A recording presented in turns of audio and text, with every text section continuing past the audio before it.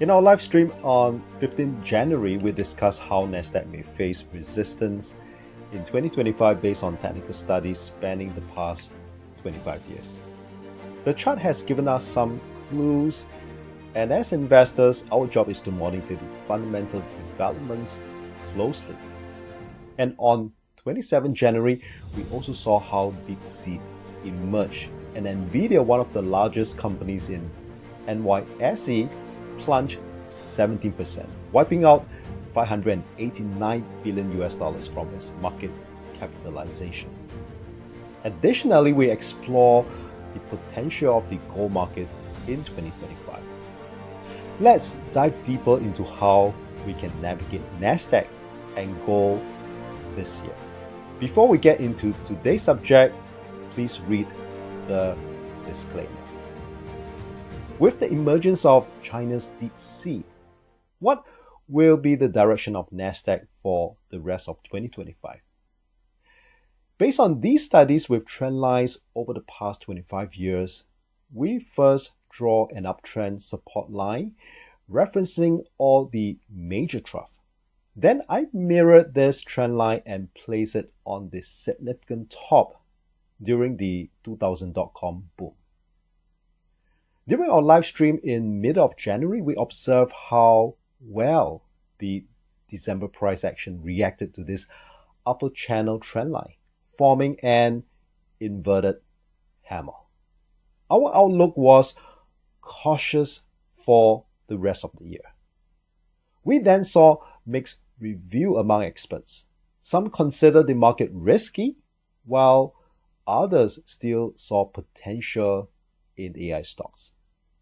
Since our analysis is based on the monthly chart, it reflects a long-term perspective, I suggested continuously monitoring any fundamental development or shift.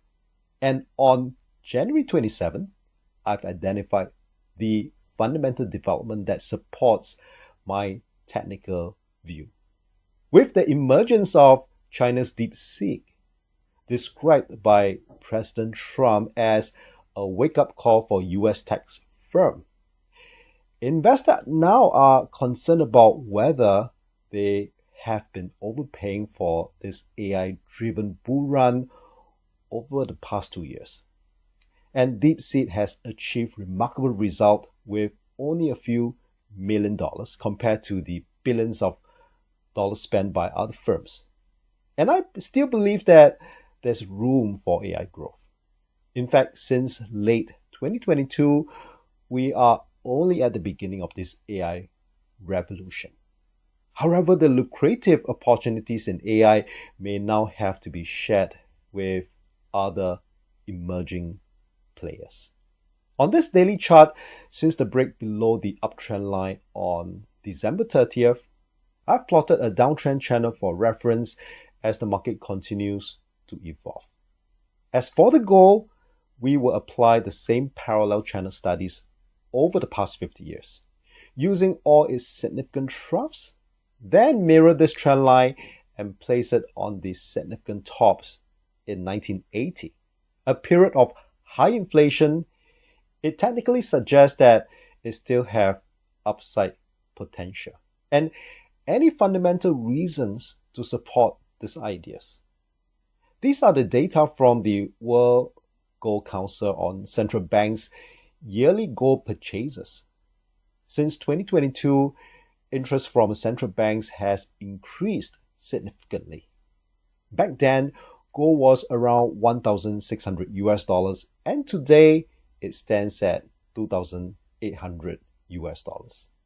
I also make a projection for 2024 suggesting that central banks' yearly total purchases should remain elevated, similar to those levels that we have seen in 2022 and 2023, much higher than in previous years.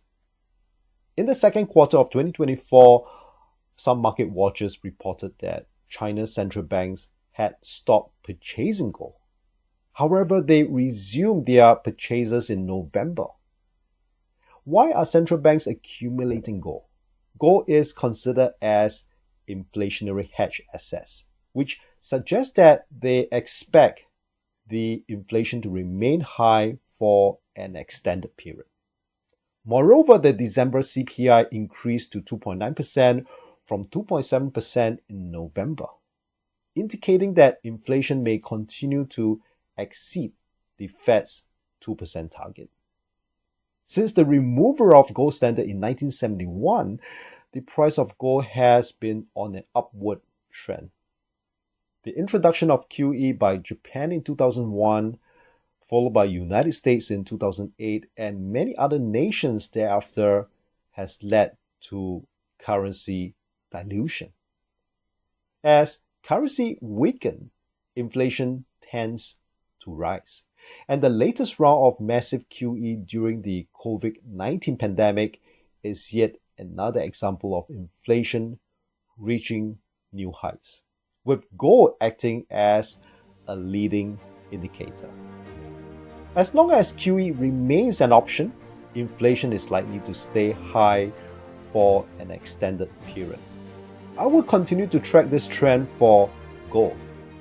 When I placed this support line on the other significant high in 2011 after the 2008 crisis, gold has been testing the 2006 region for a while.